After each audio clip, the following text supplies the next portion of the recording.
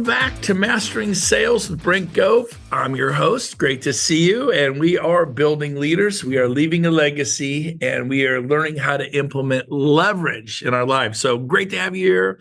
Today, I'm gonna cover one of my favorite questions, and it was all kind of generated by when we left the cruise ship Sunday morning out in Galveston, Texas, headed to Houston. It's like a 90-minute drive, and we got a driver, and we ended up talking to him, and he said, wow, the day before was a real estate guy. You're a real estate guy.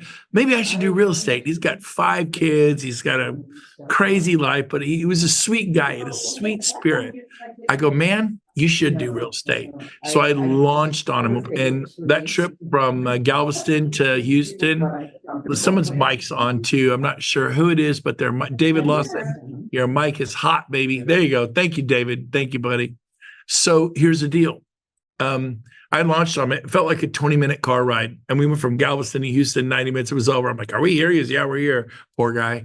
But his name is Clayton. And I said, Clayton, you're getting in real estate. You're not going to be driving people. You're going to make $10,000 a house. You're going to sell 1 or 2 every month. You'll make 10 to 20,000 a month. And I drove by, I go, look, as we drove by, there it was, Clayton Homes. That was his name. And we're going about 80, and I couldn't turn my phone on. I turned around and just went snap at the sky. I didn't know if I caught it, but I zoomed in and I got it perfectly. Clayton Homes. I go, this is a sign, buddy. So this is actually on the text thread of Clayton Thompson, my buddy. And then I ended up getting him. So here he is, because we love people. There's Clayton Thompson. He is an amazing guy, father of 5. There's my wife and I. We ended up going to a golf club. We were there 8 hours early for our flight home, so we ended up playing golf in Houston. So he dropped us off at a golf club and says, we were almost at the airport. I'm like, turn, let's go to the golf club. We'll hang out there all day and have a good time. But here's the deal. I said, here's what I do if I was brand new, because he's brand new. And I love this question when people ask it. What would you do if you were brand new in real estate today? If you had to start all over and parachute into Phoenix, into Hilton Head, into Charlotte, into Nashville, into Miami, what would you do? Now, for me, write this down. Number 1, I'd kick in massive action. Now, you can apply that to door knocking. You can apply that to warm calling. You can apply that to open houses. You can apply it to YouTube. What do you mean YouTube? If you go, hey, Sean, hey, have you got a buyer for your listing on Castle Peak Drive yet? Yes, this is a script.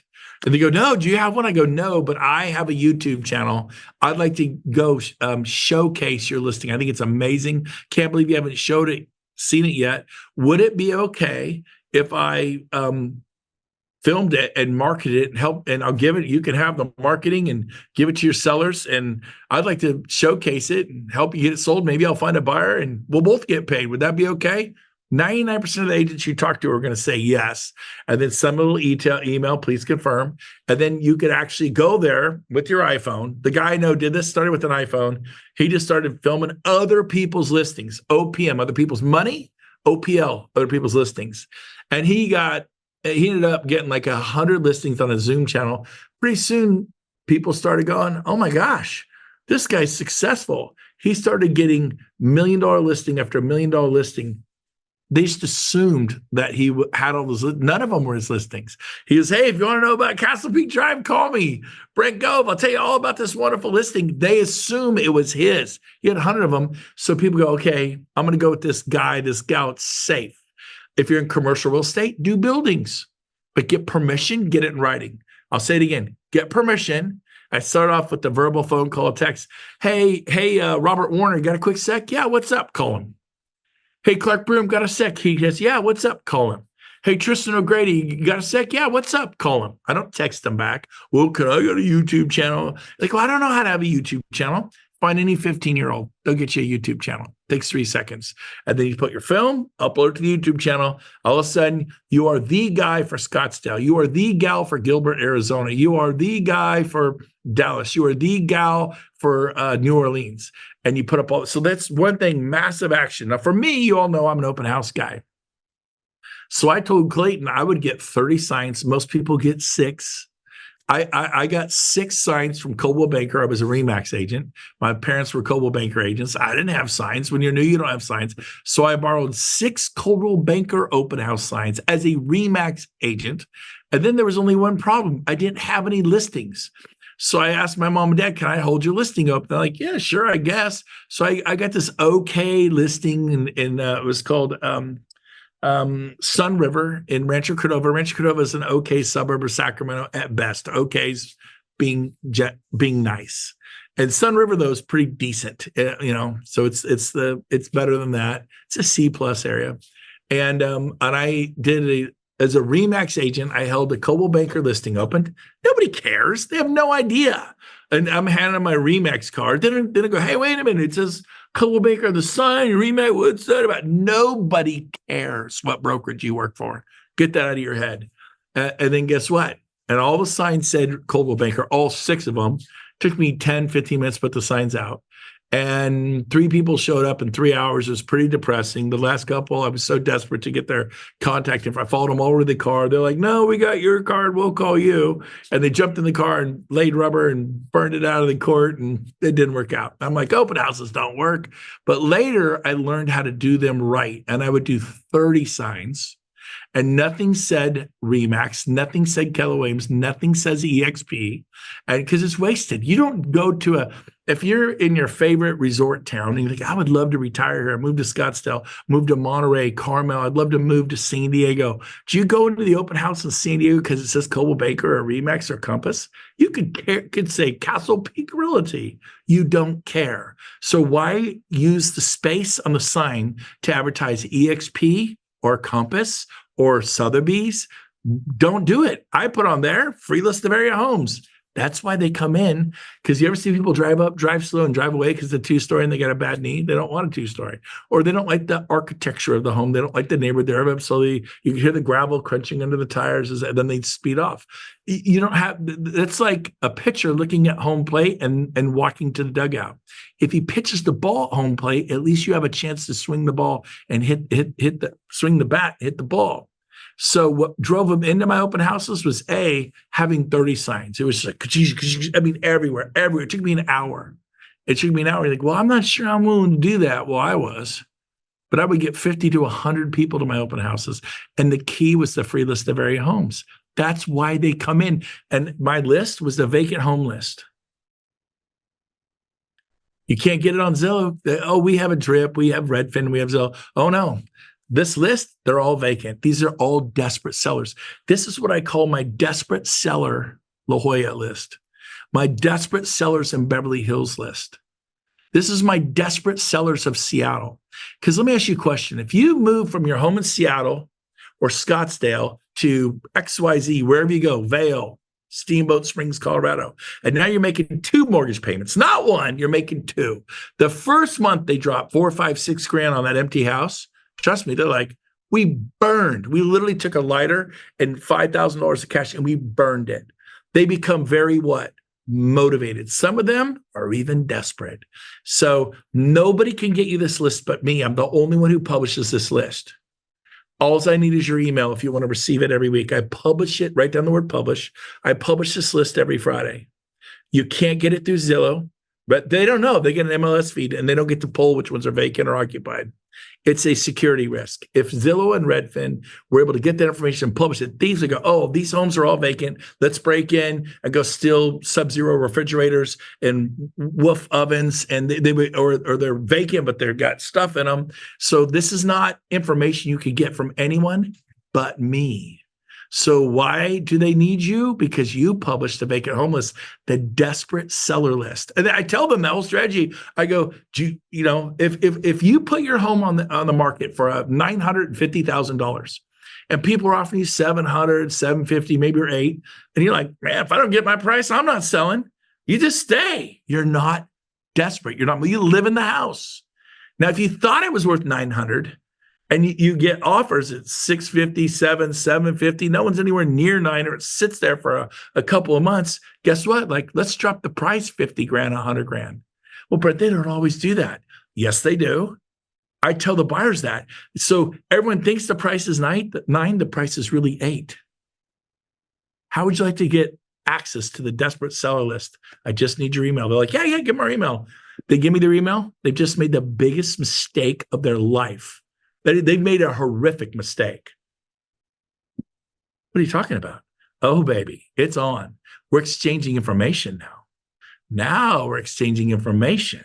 I said, my next words out of my mouth, my script, and you can get a copy of today's copy is, hey, I don't want to send you homes at 300,000, homes at 3 million or 13 million. What price range are you shopping? Oh, yeah. We're looking more like between 800 and a million. I said, great. So everything under 8, I'm not going to send you. Well, send us stuff up to 6. We'll go 6 to a million. Good. So anything at 1,050,000, 1,000,001, I'm not going to send you. But when you put it like that, go to 1,000,001. So now I'm saying everything between 6 and 1,000,001. So, and just anything? Yeah, anything. So you're okay with a 2-bedroom, 1-bath? Well, a 2-bedroom, 1-bath. See, we're exchanging information. I'm asking questions. Go, what's your minimum bedrooms and bath? Well, that would be a 3-bedroom, 2-bath minimum. Let me ask you a question. If I found a 2-bedroom, 2-bath that had a loft you could turn into an office, would you do that? Yeah, we'd do that. Okay, so then I go 2-2. Because everyone else is order takers. They're looking for 3 2s. I'm now looking for 2 2s, right? Same thing. I got to have a 5-bedroom, 3-bath. What if I found you a 4-bedroom, 2.5-bath, and the 5th bedroom was a giant bonus room you could turn into an office? Would that work? No, it would not work. I have to have 5. Okay. Sometimes I get that. Other times I go, yeah, that'd work. So now I get to look for 4 bedrooms. Is it easier to find a beautiful home that has 4 than 5? When they have to have 5 bedrooms, when they have to have a 4-car garage, there are less 4-car garage. It's called supply and demand. There is a lower supply of 4-car garages than there are 3-car garages. What's the biggest supply? 2-car garages. So I always back it back down. What if I found you a 5,000 square foot home on an acre, but it had a 2-car garage and it's got everything? Would you do it? You could build a 2-car garage or a 3-car garage right next to it. Oh, I'd do that. Well, that's a person who just told me I have to have a 4-car garage. You got to ask questions. Now, square footage, oh yeah, just send us whatever, we don't care. So 1,200 square foot homes, okay? Well, no. I mean, we're 800 to 1 million. We got to have 3,000. Okay, 3,000 square foot. So let me ask you a question. If your dream home comes up and it's on 2 acres, not an acre, it's got the view, it's got a pool, a waterfall, it's got a 5-car garage, it has everything you want, backs up to a greenbelt that's 2,000 protected acres, but it's not 3,000 square feet. It's 2,875 square feet. Would you look at it with an open fall? Yeah, we'd look at that. See, the order takers are looking 3,000 square feet or more. And I go, what if it was a super open floor plan, lots of windows, but it was 2,675 square feet? Okay, I see what you're saying. Go ahead and drop it to 25. They've been telling every agent they've met for the past 3 months to do 3,000 or more square footage. Now I got permission to look down at 2,500 square feet. Is it easier to find a 2,500 square foot home? Are they going to be nicer? Yes, they are. And so you want to get the square footage down. You want to get the bedroom count down. When they say, I have to have a pool, you get all their questions. You want a view? Yeah, I want a view. You want it 2,000 and newer? No, I want it 2010 and newer. What if I find one that's 2019? $1 million view of the river, the ocean, the lake. It's got what you want. It has everything you want. It's the ocean's there. It is stunning. They put $250,000 into the kitchen. It was their forever home. It was their forever home. Has everything you want, but no pool. And the price, you wanted to go up to $3 million. It's $2.5 million. But it has plenty of room to put a pool in. And they just told you it has to have a pool. Would you look at it at least? They go, yeah, we'd totally look at that. Now I'm able to look at homes that don't have pools. Again, if you look at the market and they're saying, I must have a pool, all the order takers are going, okay, must have pool, check. And they look, there's nothing there. Me, I'm looking for homes without pools because I sold them on the fact that they could put one in. If it was the right, all the other things were right. And so they want to put you in a box. Here's a box. Your job is to kick down the square footage wall, the age of the home. Got to be 2000 newer. What if it was a 1998, had everything you want, and it's better shape than a home that's 2005? Okay, I'll look at that. Now I'm looking at homes in the 90s. They sell for way less. I can get them a much nicer home. 3-car garage, I go back to a 2. Has to have a pool, right? I get rid of the pool feature. I show them. And so why am I good at this? Because I did a lot of it. I was terrible at it. In order to be good, you must be terrible. Now you can be terrible for 2-3 weeks by listening to people who are great. And I'm not saying I'm great, but I'm pretty doggone good at open houses. I'm not a door knocker. If you want to learn how to door knock, listen to somebody who's great. Look at the best door knocker you can find in America and become his or her student. You want to do warm calls? Your sphere calling? Oh, this guy's pretty good. How many homes you sell a year? 20? That's not your instructor. You want somebody who sells 200. Artemisa, the number one Latino agent in America, lives in Minnesota. Learn from her. Sells 220 homes a year by herself, no buyer's agents. I've never met anyone who sells that many homes. Absolutely, she blew my mind. I invited her to my home in Puerto Rico and spent time with her for a week, her and her husband and their kids. I'm intentional and purposeful about hanging around people I can learn from. I just joined Tony Robbins. He has a business club. It's $250,000 just to be a part of it. And then you pay to show up in Scottsdale, pay to show up in Coeur d'Alene, pay to show up in West Palm Beach at Tony's house. Only 50 of us in the world. But guess what? The CEO of Nordstrom is going to be there. I'd never meet him. The guy who runs Augusta, the famous golf tournament, the Masters, the Kentucky Derby. Oprah's going to be there from time to time. I'd never meet Oprah. I'm going to meet her now. But I'm paying for access. But it started with me paying for coaching at $497, and then paying for coaching at $797, then paying for coaching at $997, then paying for coaching at $1,500 a month, then $2,500 a month, then $5,000 a month. Then I paid for coaching at $10,000 a month. And now I'm paying for coaching at $250,000 a year for access. And then you take that information, because highly successful people look at things differently. They think differently, right? And so that's what you want to do. So you could take this concept of massive action, apply it to door knocking, apply it to cold calls. Remember In Pursuit of Happiness? Phone to phone to phone to phone to phone. That Will Smith played the guy, because he did massive action and he had love in his heart. He had good energy, and you could door knock. You could, and you do it all with humble love, baby. Massive action with humble love. Massive action with humble love.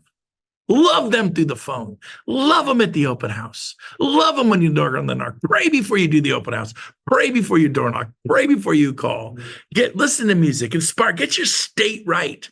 You ever see them coming to the Super Bowl? The football players, they have their Bose headset in, or Deeds, or whatever they're called. They got their headsets in, man. The boxers, they always got their headsets in. The gymnasts, they show up with their earbuds in, and they're listening to things that inspire them, to get them in the right state, to win a gold medal, to win the championship in tennis or Wimbledon or wrestling or slalom skiing. They're getting their state right.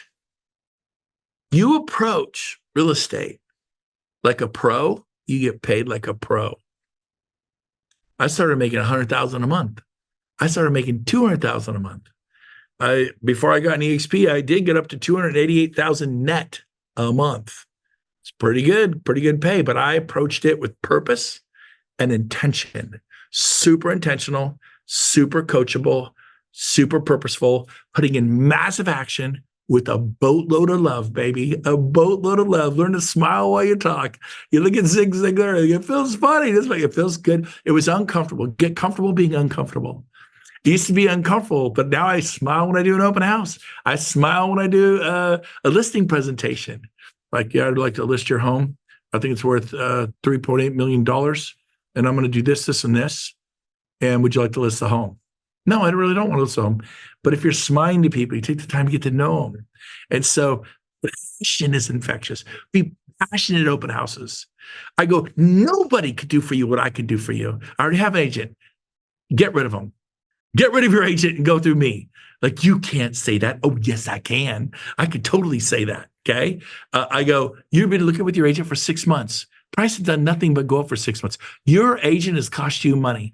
I will find you your dream home in the next 1 to 2 weeks, period. Let me look for you. You talk to people like that? Every single time I talk to people like that, they're like, okay, let the man look for us. And their agent doesn't know I exist. Now, hopefully their agent has signed a buyer broker with them. Not everyone has done that. So you got to ask, have you signed a buyer broker? It's a contract stating that you are going to buy through them, period. And if you buy through any agent, you owe them 2-3%. And I haven't signed that. Game on. Now, if they've signed that contract, do not coach them. They're owned by their agent. And at that point, you do have to back off. You just back off and wish them well.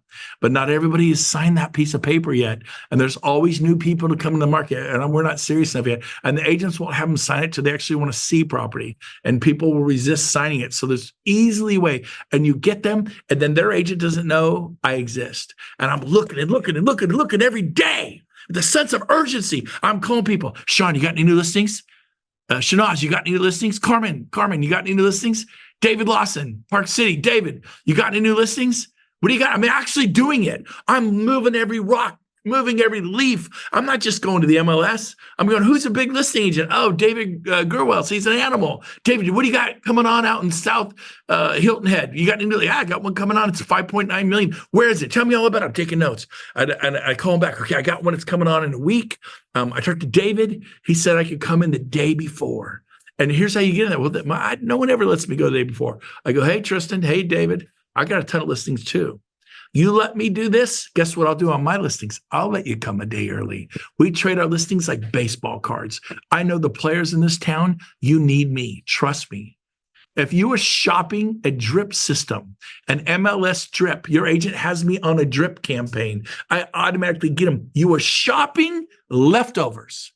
You've been looking for 6 months. How's it working for you? You are shopping leftovers. And when you finally find a good one, everyone's going to fight over it and the price escalates and you're in a bidding war. If you can even find a good one, I'm going to find you an off-market product and you work like a dog to find one. That's how you make it in life. Love you guys. Hopefully this was beneficial today. And enjoy your day. Be passionate. Go love somebody. And we'll see you next Tuesday. Same time, same place, right here. I'll be in Puerto Rico next week. We'll see you there. Bye for now. Love you guys.